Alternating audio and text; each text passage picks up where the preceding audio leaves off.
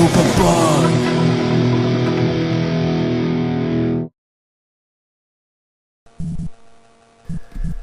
Welcome back everyone to another NRG on the Amstrad CPC, and here we are with Mark Crane's Batty. Now I've covered this on the Spectrum and the Commodore 64, and you won't hear me say this often. This is the worst version of this game. Graphically it's not too bad, but it has major flaws that, well, kind of make it rather impossible. Extremely impossible and extremely frustrating. Unfair. Imagine all the flaws with Breakout and all the flaws that Arkanoid has, and then multiply that and put it into Batty, and that's what you get. It has a nice title screen. The menu screen is extremely basic compared to the Spectrum and the Commodore versions. No music whatsoever. The Commodore has lovely music playing on the title screen, on the menu, and of course jingles going into a level with transformations from level to level. The Amstrad version has none of that. And the reason why I'm pausing on the menu screen a lot is because I'm not going to get very far in this game in the 10 minutes that I allot these videos. But here we go with level 1. This is difficult enough as it is. Now, I'm going to go with the positives first. Let's go with the positives. It's colourful. It looks pretty. It's got a very Arkanoid feel to it with the shading of the blocks. It's very good. The physics of the ball work quite well. They do. I do like the way that lots of colour has been used, like I said, and yeah, things look good. But that is the problem. Nice little effects with stars and little scores and coming out and stuff like that. It's all very nice. The problem is the bat is extremely small, so small to the fact that you just cannot anticipate where this ball's going to go. You cannot do it.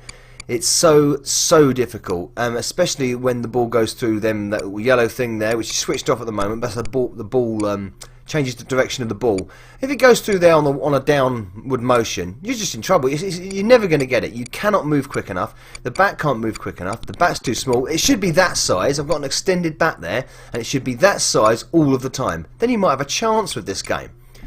I've done the first level. Now the first level I can normally get through, but then the second level and especially the third level, that's when things start to get really hard.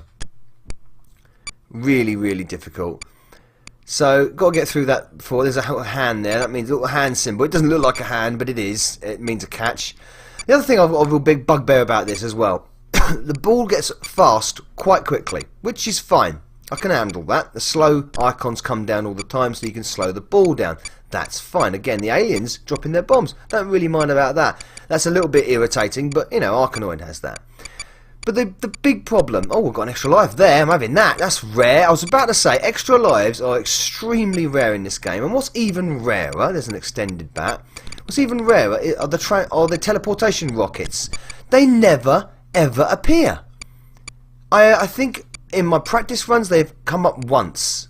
Once ever. When I was playing the Commodore version, they come up a couple of times. When I was playing the Spectrum version, they seem to come up frequently. There's a 500 point bonus, but I lose my extended bat for that, and look, there you go. It takes a lot of skill to play this game, it really does. More skill than it does so much. Oh, it's going fast now, and I'm done. No, the bat just can't move quick enough. The ball moves far too quicker than the bat. Unlike Arkanoid, where, you know, if you've got the skill, Arkanoid works with it, Arkanoid 1 and Arkanoid 2 on the Amstrad. The ball speed matches up with the bat. The bat moves quick. It moves quick enough for you to catch up the ball. But once that ball starts picking up speed, you haven't got a hope in hell. Also, some of the level layouts, I mean, I managed to cheat my way through a couple of levels with level skip. And a few of the level layouts are just so impossible. You thought, again, Arkanoid and Breakout were hard. No. It's just... Yeah, it looks good. Oh, for God's sake! There we go again. I've lost 3 lives, I think, and I've only not even got past level 2. And again, like I say, hardly any power-ups have come up. Not any decent power-ups. The same stuff. You get a firepower now and then. That very rarely shows its face as well. Ball stutters a bit as well, but that's a bit... Oh, there's a firepower, but I can't get it because I would have been bombed and the ball's going in the wrong direction. Extremely frustrating game, this. Very frustrating. Far too difficult to enjoy.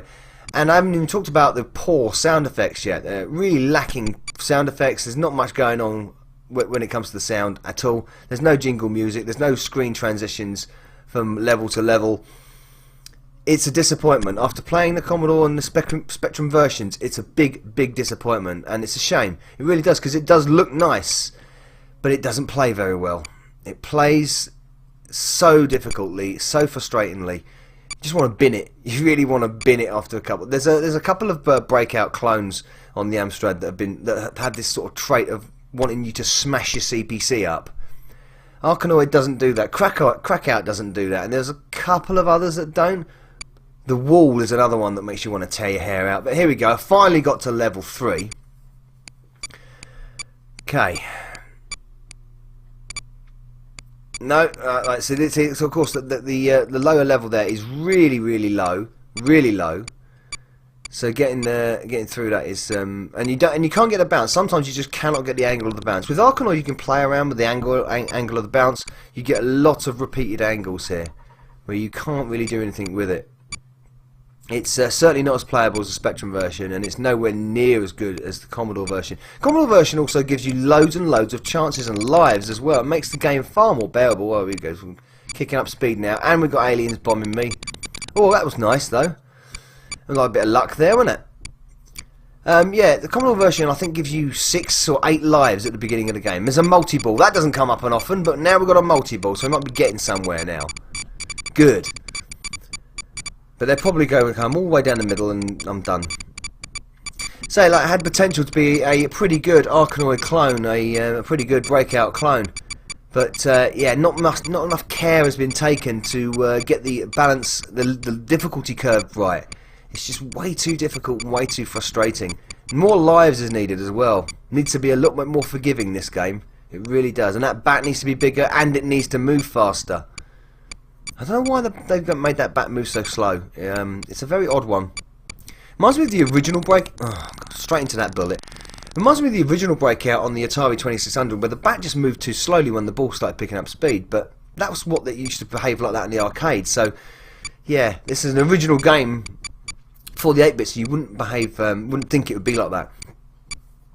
But yeah, I don't know. It's one of those titles where it's just frustrating as hell. This ball isn't going in the right direction at all. It's going to come in the middle now. Oh, here we go. Oh, come on, go up there. No, and that's me done.